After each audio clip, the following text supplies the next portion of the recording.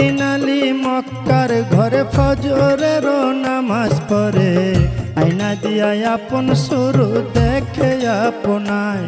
ওরে আয়নাতে রূপ দেখে আলী অমনি উঠিলেন বলি, আমার মতো এমন সুন্দর নাই আর দুনিয়ায়।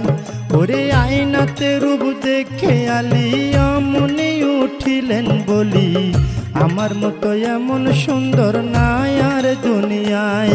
তখন দুই ইমাম দাঁড়ায়া ছিল,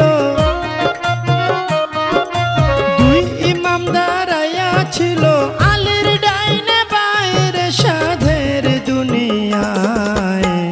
যার যেখানে মরণ লেখা যায়, ভবে যার যেখানে মরণ লেখা যায় রে সাধের দুনিয়ায়, যার যেখানে মরণ লেখা যায়।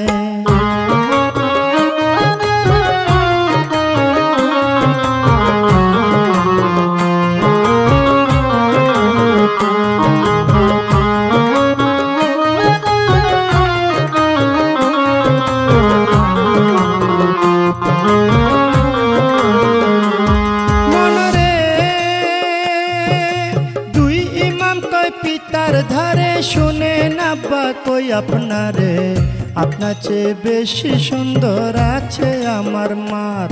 মায়ের বাতুনি এক সুরত আছে, যে দেখছে সে পাগল হইছে।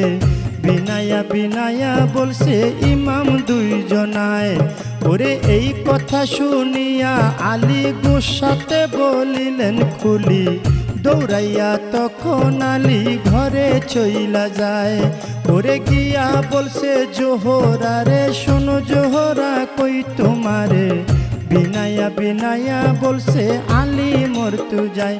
জোহরা তুমি আমার ঘরের স্ত্রী, সকল সুর দেখতে পারি, তবে কেন প্রাণের শরীর দেখাও নাই আমায়।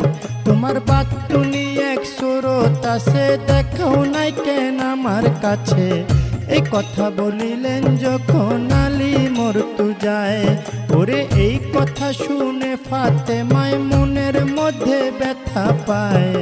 ফরিয়া জানাইলেন মাওলারি দরগায়, মাওলা গো আমার বাতুনি সুরতের কথা যে কইয়া লাগাইছে ব্যথা। জহরে কহরে মরণ হয়েছেন দুইজনার। এই অভিশাপ যখন দিল মাওলাজি হুকুম করিল, ফেরেশতারা লেখা নিল আরশ মহল্লায়। মায়ে বাতিনি রূপ বাহির করে, কায়াঙ্গুলে মিশ্রণ করে, সেই রূপ ধরল গিয়া আলীর সামনায়। ওরে কায়াঙ্গুলের রূপ দেখিয়া আলী গেল বেহুশ হইয়া, তেল পানি দিয়া ফাতেমায় হুশ ফিরায়।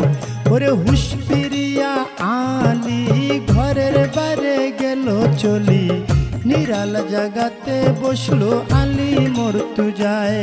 এবার নিরালা জাগাতে গিয়া দুই ইমামকে ডাকাইয়া, বিনায়া বিনায়া বলছে আলী মরতু যায়। ইমাম ঠিক কইরা কও আমার ধারে, বলো তোমরা আমার কাছে, কেমন কইরা তোমার মায়ের পুরা রূপটা দেখা যায়।